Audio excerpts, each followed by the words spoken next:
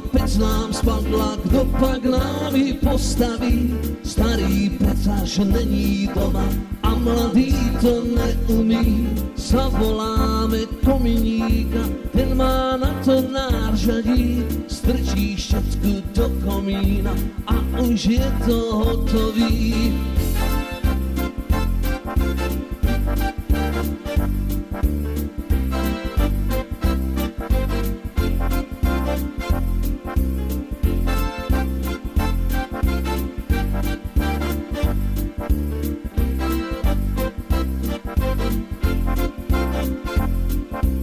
Zavoláme na dědečka, ten má velké kladivo, dá do toho 4 rány a už je to hotovo.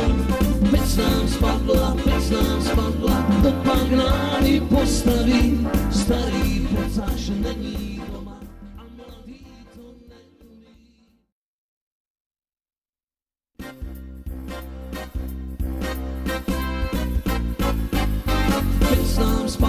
Pec nám spadla, kdo pak nám ji postaví? Starý pecař není doma a mladý to neumí. Zavoláme kominíka, ten má na to nářadí. Strčí štětku do komína a už je to hotový.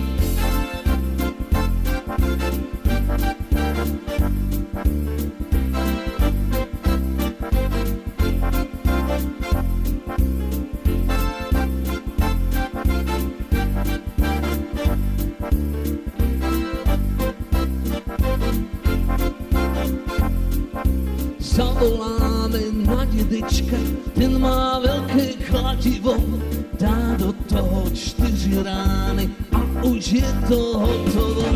Pec nám spadla, kdo pak nám ji postaví? Starý pecař není doma a mladý to neumí. Kontakt. Dobrý den, jmenuji se Vladimír Konečný, stavím kachlová kamna už 3. generaci a přes 10 let jsem soudním znalcem v oboru kamnářství. Daná tematika, která se dneska tady bude probírat, jsou výbuchy kachlových kamen. Pec nám spadla, kdo pak nám ji postaví? Protože ani jeden z účastníků toho řízení, čili ten uživatel těch kachlových kamen, se vám nepřizná, já jsem to přetopil, já jsem to... Ne. Bude tvrdit, já to mám v pořádku, já jsem na nic nešel. Ale dneska už se dá po právní stránce ošetřit, když přijde znalec, že vám vezmou vzorky z komínu, spalovací komory, kouřovodu, tahu, oškrabel a dokážou tomu uživateli, že porušil ten předepsaný nějaký režim topný, že topil, já nevím, třeba gumama, to jsme všechno zažili. Pec nám spadla, kdo pak nám ji postaví? Já jsem se setkal teď nedávno s případem, kdy dílo bylo znalcem ohodnoceno, bylo to zmanipulováno. Štěstí, že ten, co stavil ty kamna, měl svoji fotodokumentaci a my jsme mu předložili a dostalo se to úplně do jiných dimenzí toho vyšetřování.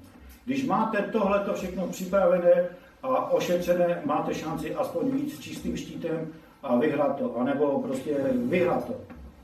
Když tohleto podceníte, máte problém.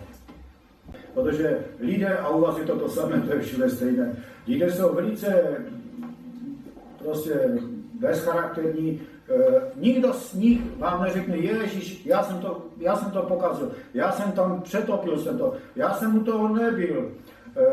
Hodně se stává třeba na různých stavbách, kde je více firem.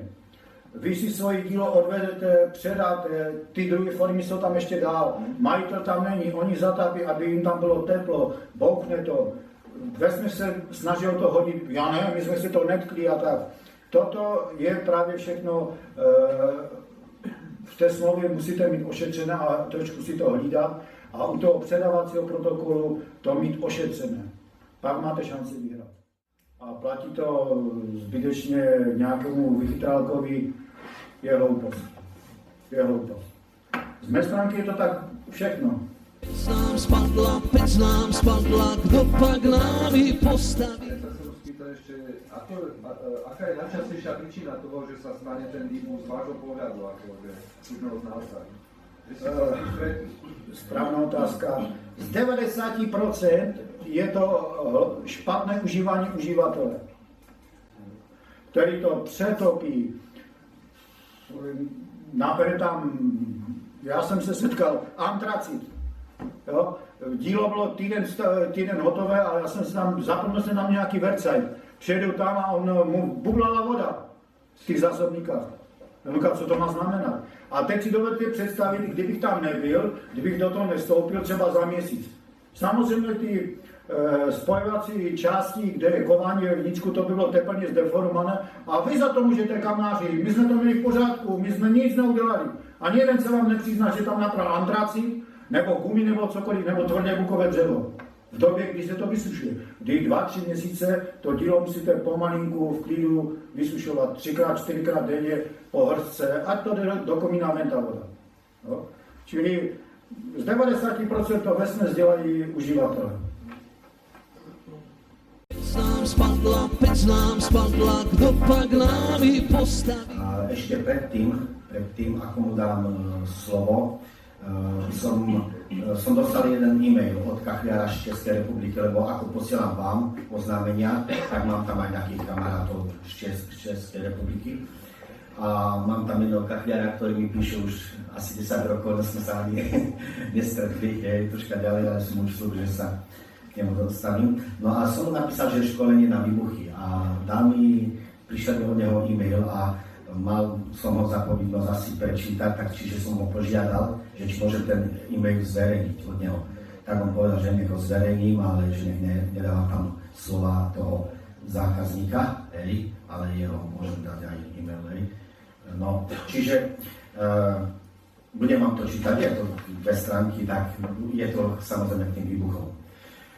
Mnohokrát vám děkuji, vážený pane Vitalo, za pozvání a informace, které mě posíláte. Budem mít cti vás osobně jednou poznat a podat vám ruku. Bohužel dostavit se nemohu, ač jsem sám na vlastní kůži poznal, co to znamená výbuch kamen a s tím veškeré peripetie. Vše jsem musel zaplatit, kamna znovu za své postavit a ještě ta ostuda.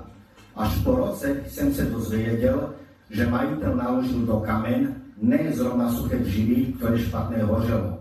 Když se pak vrátil ke kamnu, zhruba po 2 hodinách v kamnech jen tlelo vlhké dřívy a tak použil okenu, kterou dřívy v kamnech vydat nepostříkal. Nic se však nedělo, tak šel znovu ven za svou práci. Asi za hodinu přišel ke kamnu, pozvedl pořád tlející dřivo a položil do něj pepo, podpalovač. Když se jej pokusil zapálit, došlo k detonaci a půl kamen byl doslova v hajzlu. Jeho paní mu pak ještě řekla, že co byl venku, tak si snažila kamna pomocí benzínu také roztopit.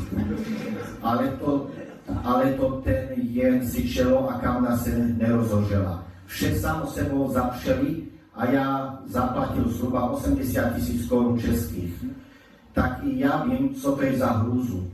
Přijet nemohu, nebudu budovat plot na revízu pro jedného pána profesora, léčí mého vnoučkovi Očenko.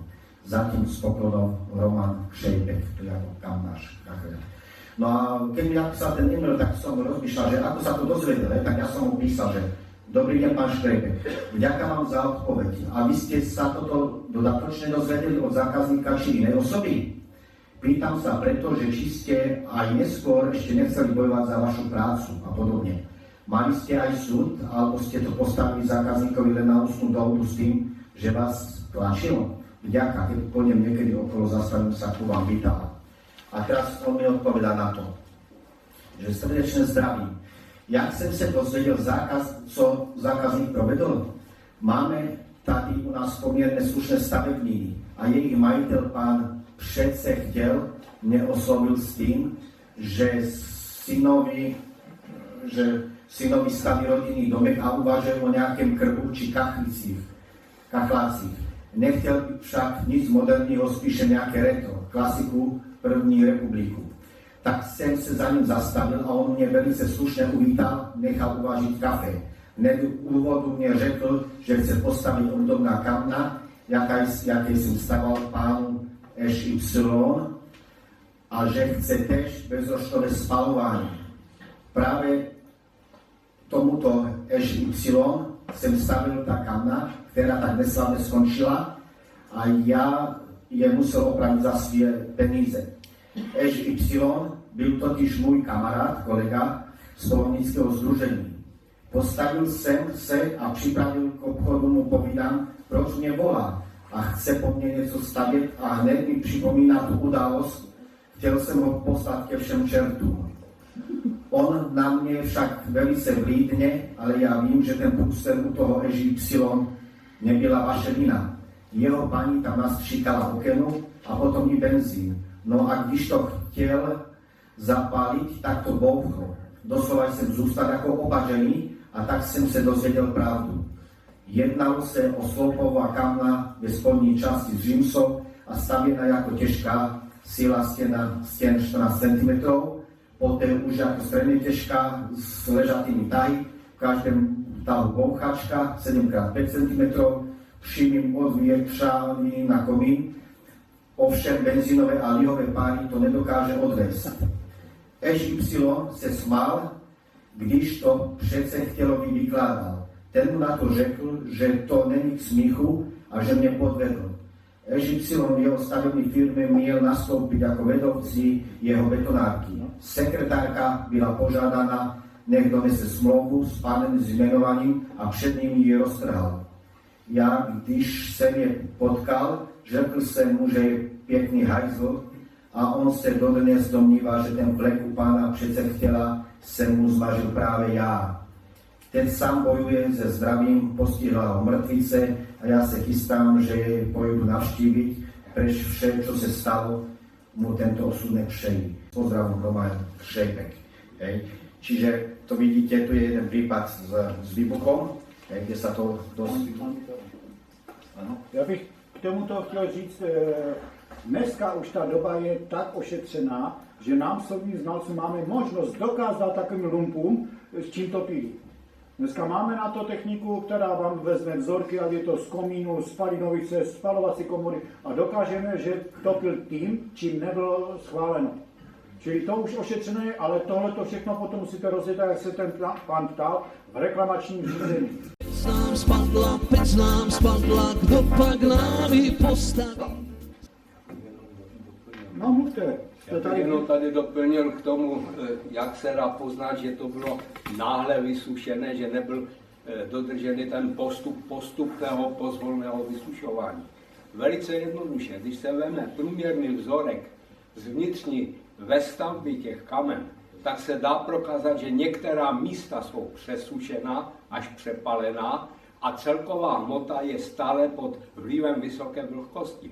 Pokud se postupuje klasickým způsobem, tak ta vlhkost je rovnoměrná v celé hmotě.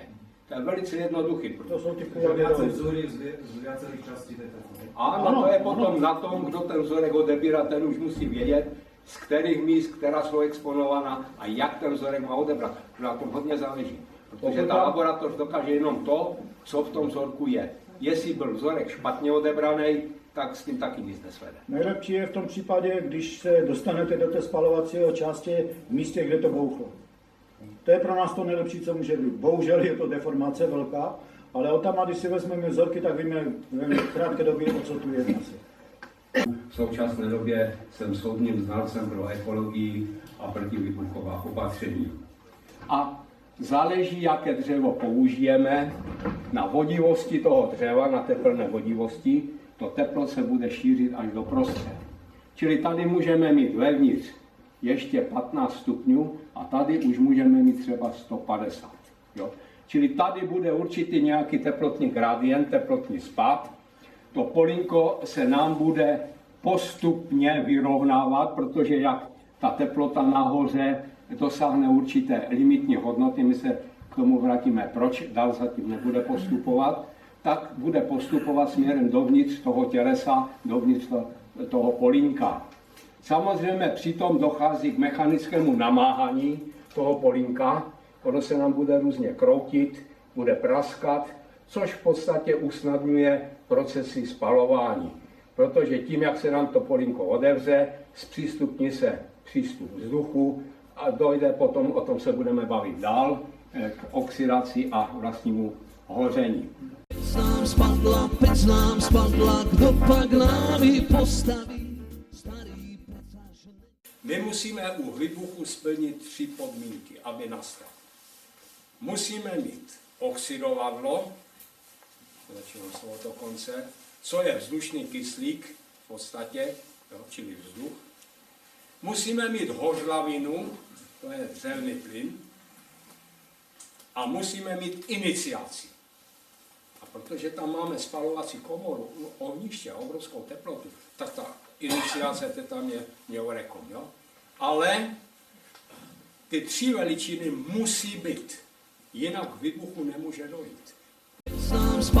Pec nám spadla, kdo pak nám ji postaví? Starý pecáš. Pec nám spadla, kdo pak nám ji postaví? Starý pecáš. Pec nám spadla, kdo pak nám ji postaví? Starý pecáš. Pec nám spadla, kdo pak nám ji postaví? Starý pecáš. Pec nám spadla, kdo pak nám ji postaví? Starý pecáš. Pec nám spadla, kdo pak nám ji postaví? Starý pecáš. Pec nám spadla, kdo pak nám ji postaví? Starý pecáš.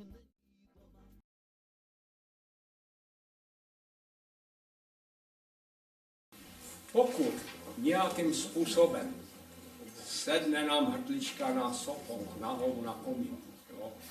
Nebo nějakým způsobem nám spadne ze stromu kus sněhu, ucpe komín, jo?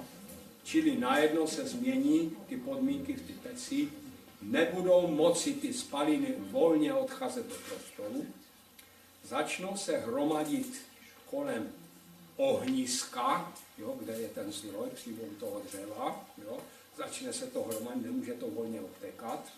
A co se stane? Začne narůstat tlak.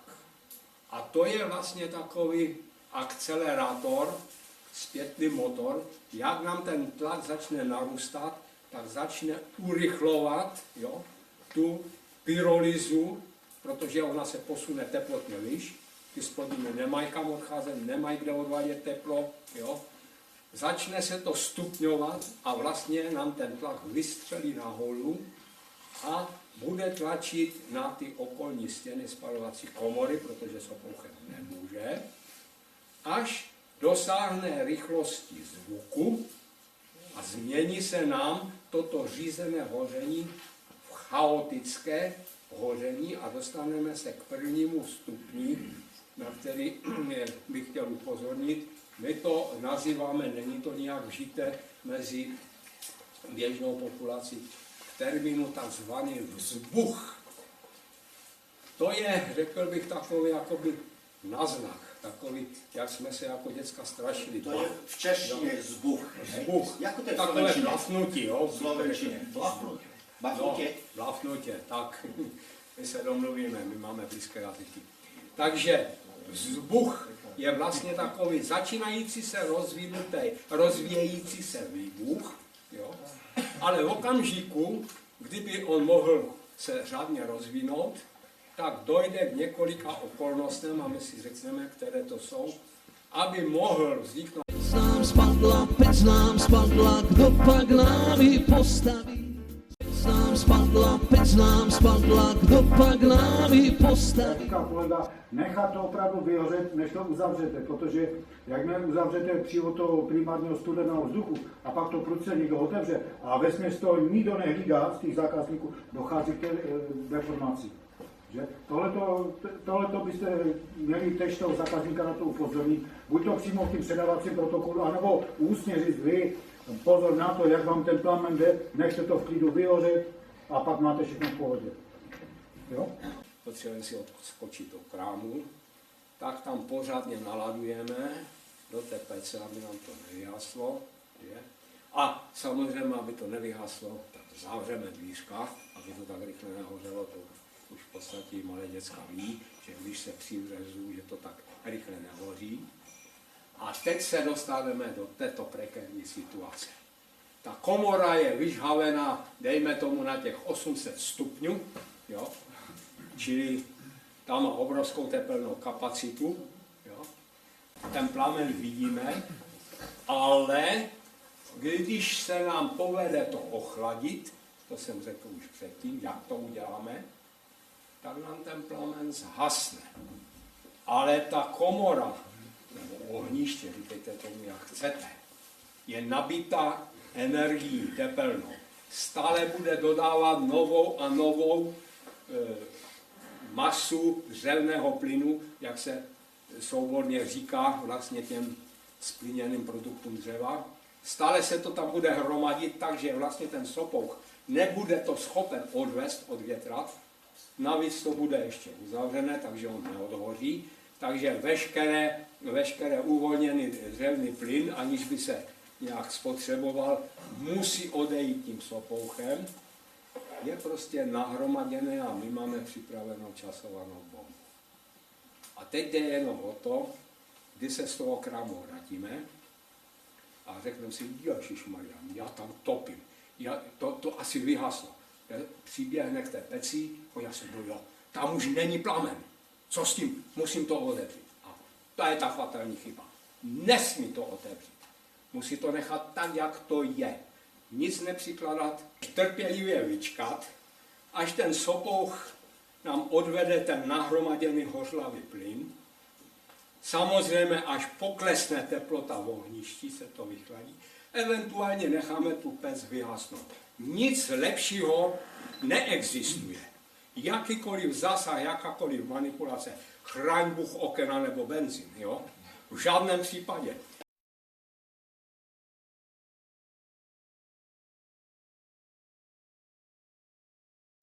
Takže plamen nesmí zhasnout, to je první zásada. Co uděláme, když ten plamen zhasne? Tak v první řadě bychom měli vědět, v jakém stavu to zařízení je. Jestli je tam dostatek paliva, anebo nadbytek paliva. Když je tam nadbytek paliva, tak na to ohniště nedopustíme, aby se tam dostal čerstvý vzduch. Pokud je tam toho paliva málo a plamen zhasnul, tak zhasnul zřejmě z toho důvodu, že už tam je nedostatek dřevného plynu a my si můžeme dovolit, když otevřeme dvířka, opatrně přiložit nějaké to polínko, 2. Samozřejmě nemá smysl tam naházet zase plnou komoru. Ta komora to tepelně zvládne. Ona má velkou zásobu tepla. Ale nezvládnou to ty okolní prostory, ty kouřové tahy, které se nám zaplní a přehltí bohatou směsí, a to už je klíček k těm fatálním následkům, když se nám tam dostane vzduch. Pokud stačí takto i promísené, ta bohatá směs promísená se vzduchem, odejít sopouchem, aniž by tam byla nějaká zpětná vazba s ohništěm, tak se zás nic neděje. Ale jakmile vyletí jiskra z toho ohniště, a to se stává, to dřevo je pod mechanickým pnutím, že se uvolní jiskra a vletí nám do té namíchané, zhomogenizované výbušné směsi, tak dochází k výbuchu, ne k vzbuchu, ale přímo k výbuchu, protože ta plynná směs je dokonale promíchaná, zhomogenizovaná, dostatečně žhavá, teplá, takže má dost svých radikálů, aby mohl proběhnout vlastně explozivně ten charakter hoření. No, dalším bodem bezpečnosti vyčkat, to jak už jsem tady zmínil, až se sopouch odvětrá a oheň vlastně sám nebo se oheň samovolně rozhoří. Může se to stát, že bychom jenom na okamžik vytěsnili a ochladili plazmu, takže on nám ten viditelný plamen zhasnul, ale nicméně ten proces hoření pokračuje a on samovolně, aniž by to kolikrát muselo bachnout, jo, on se zase rozhoří. Jo. V takovém případě je zapotřebí mu spíš pomoct tím, že se, jak tam uvidíme ten plamen, otevřít ty otvory na mřížce nejlépe, protože tam jsou jemnější řízení toho přísunu vzduchu a pokračuje ten spalovací proces v klidu dál. No, to už jsem tady říkal, ale ještě jednou to zopakuju. Nikdy nesmíme zapalovat bohatou směs, a zejména ne cizím zdrojem. Co tím je myšleno? To byl tady vlastně ten fatální příklad, co tady kolega soudní znalec, nebo vlastně ne, omlouvám se, pan Bitala, tady prezentoval od svého známého, že si vypomohli, když jim zhasnul plamen, že to oživili, já nevím, okenou nebo čím, prostě hořlavou kapalinou. Hořlavá kapalina v žádném případě, ať hoří nebo nehoří plamen, do takovýchto typů kamenů nesmí přijít. Protože tím, jak tam chrsteme tu hořlavou kapalinu, tak zaprvé prudce snížíme teplotu v ohništi, protože to teplo se spotřebuje na odpaření ty hořlavé kapaliny a zároveň vytvoříme obrovský přebytek vybušné hořlavé směsi, která se dokonale vlastně tím, jak se to odpaří, promíchá. To je jedna věc. Druhá věc. Ten typ pecí není uspůsobený jinému než dřevnému palivu. Když zvolíme palivo o jiné energetické hodnotě a vezmeme si, že třeba, já jsem tady citoval ten koks, jo, který má vysokou energetickou zásobu, tak když si vezmeme kapalná paliva, ať už to je benzín anebo olej, ty jsou ještě daleko bohatší na tu energii. Takže minimálně, když nezpůsobíme výbuch, tak to ohniště přetížíme tepelně. Jaké to může mít následky? Pokud máme pec již zaběhnuto, to znamená, že ten materiál je v uvozovkách vytvrzený, vysušený, jo? Tak se může stát to, že dojde k přetěžování termickému jednotlivých těch zrn toho pojíva, to se nám začne spekat a pokud to provedeme několikrát, tak se nám vysype, vydvojí, pec nám nebude těsnit, udělají se tam škvíry. Nejenom tím, že se ten materiál z toho vysype, ale taky tím, že ta komora bude zatížena daleko větším teplným gradientem a protože víte, že teplem se látky roztahují, tak to pnutí v těch kachlích bude přes jejich normu. Ono to je odzkoušené prakticky, jaké tam může být to tepelné zatížení, aby to ta pec pohodlně snesla.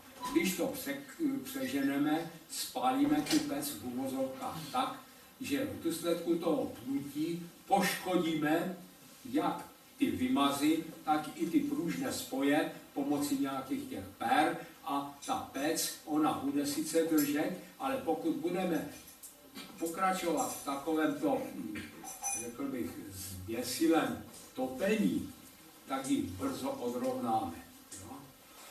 Nehledě k tomu, že i z ekologického hlediska ani to není dneska přípustné.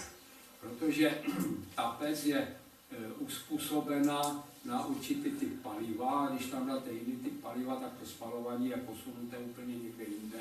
A vy budete větší část nespalených produktů vypouštět do okolí a zatěžovat vlastně emisema široké daleké okolí. To dřevo je stále brané i dneska ještě jako ekologický materiál na vytápění. No. S olejem a už to je trošku horší, protože tam jsou jednak v důsledku vysoké teploty v komoře spalovací, tam vznikají sekundární splodiny, které jsou vysoce toxické, takzvané NOxy, NOx, což jsou v podstatě oxidy dusíků. Ty nám produkují třeba naftové motory, proto třeba Němci zavádějí to a přemýšlejí, že zakážou přístup naftovým dieselovým motorům do měst, jo, protože jim to zvýší hladinu NOxu.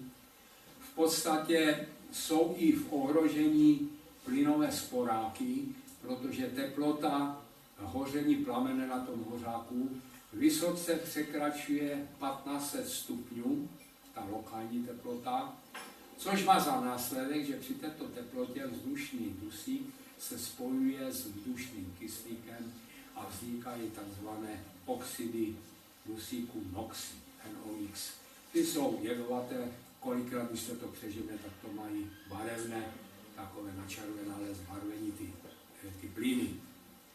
Tak to je další důvod, proč nesmíme používat to bohatší, energeticky bohatší, ale bez ohledu na to, jestli to ta pec vydrží nebo nevydrží. Proč nesmíme použít vlhké palivo?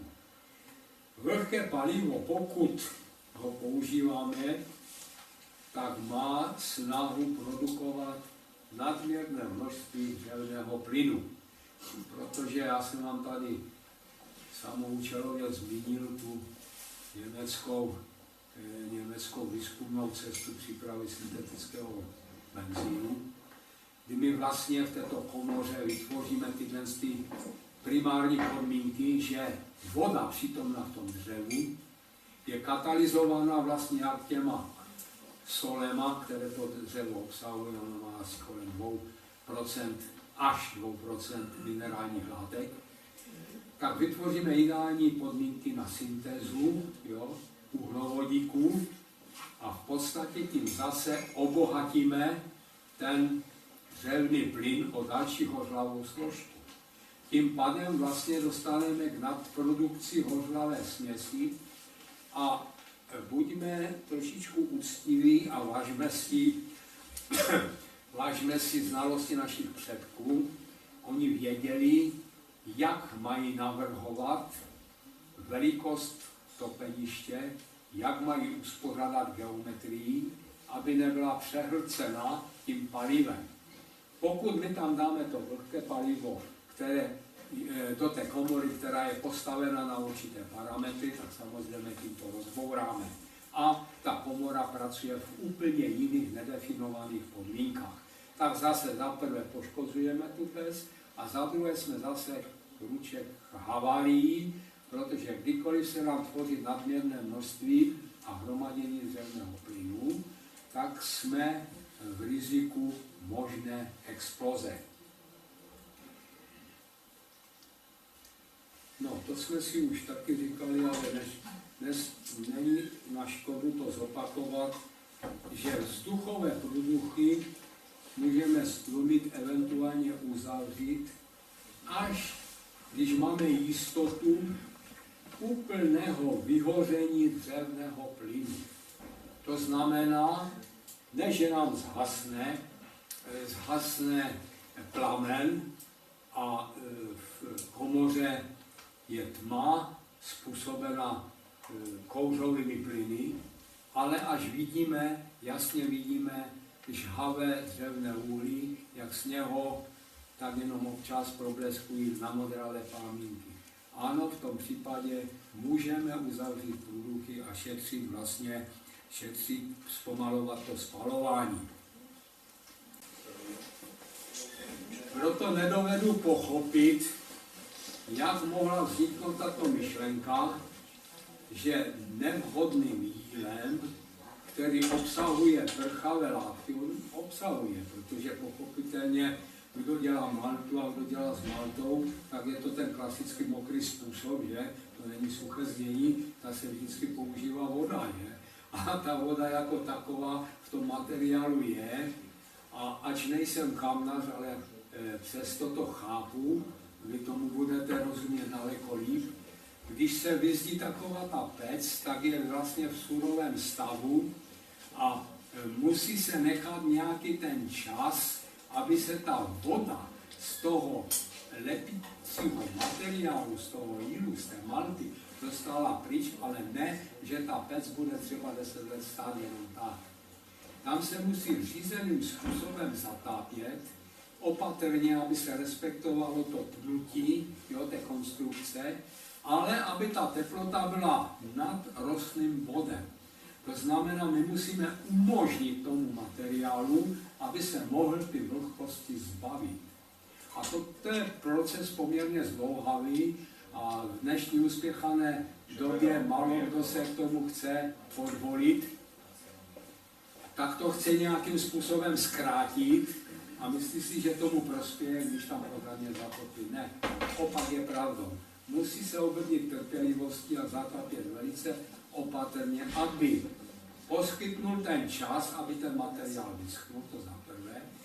Za druhé, aby on si tak říkajíc sednul, jo?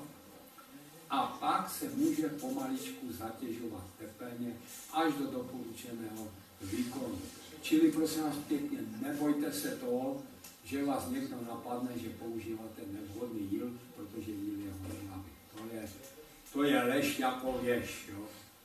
Žádný jíl ani vodu, pokud nemá na 3000 stupňů, jsem neviděl hořet. Jo? A vy to taky neuvidíte. To je prostě z fyzikálního hlediska nemožné. Jíly nemůžou hořet, nebudou hořet. A výhoda, co si cením, přestože tomu nerozumím, jsem v tom naprostý laik, ale až tolik chápu, že ty naši předkové volili jíl, když jsem si prostudoval jeho mechanické vlastnosti, právě proto, že jíl jako takový si zachovává, neříkám, že pořád, neomezeně dlouho, elasticitu. Víte určitě, o čem mluvím. To znamená, že on si zachovává určitou pružnost, která je nezbytná u takovýchto zařízení, kde ty teploty se pohybují od teploty místnosti až po těch 800 stupňů. Umožňuje to v podstatě tomu obalu, aby mohl dilatovat tepelně, aby mohl pracovat. Naši předkové velice dobře věděli, proč právě zvolili jíl. No, protože ten jim to je v podstatě jak dětská plastelina. On je tvarnej, jo, ale přitom je dosti pevný a letivý na to, aby to udržel pohromadě a nedovolil tam, aby tam někde nějakou tou škvírkou pronikal falešný vzduch.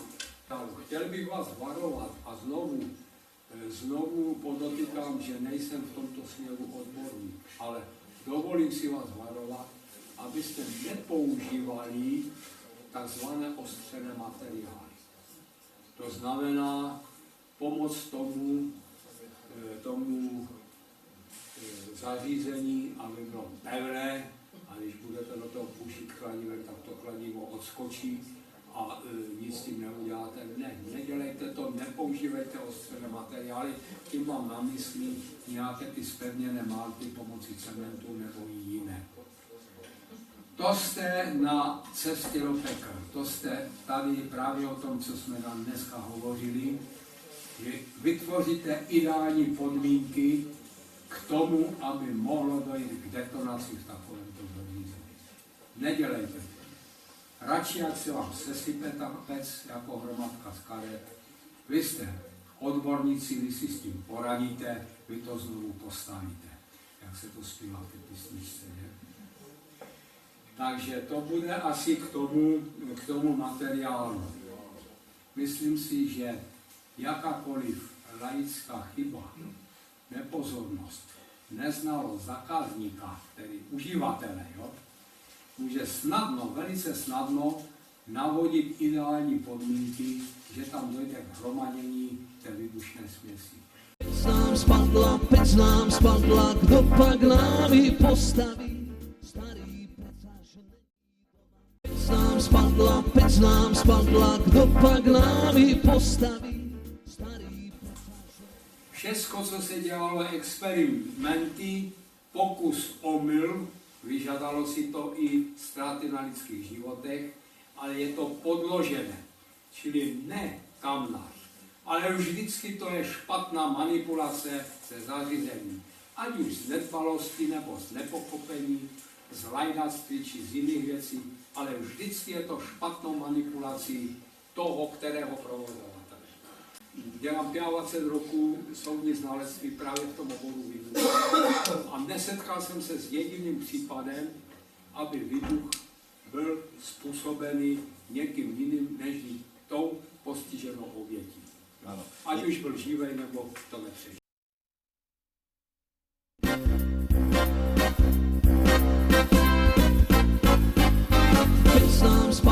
Pec nám spadla, kdo pak nám ji postaví?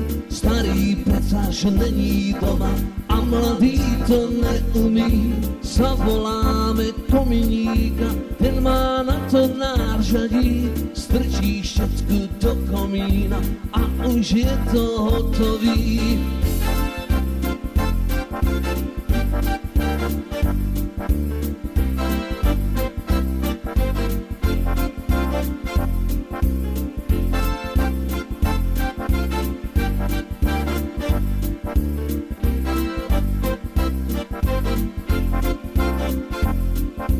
Zavoláme na dědečka, ten má velké kladivo, dá do toho 4 rány a už je to hotovo.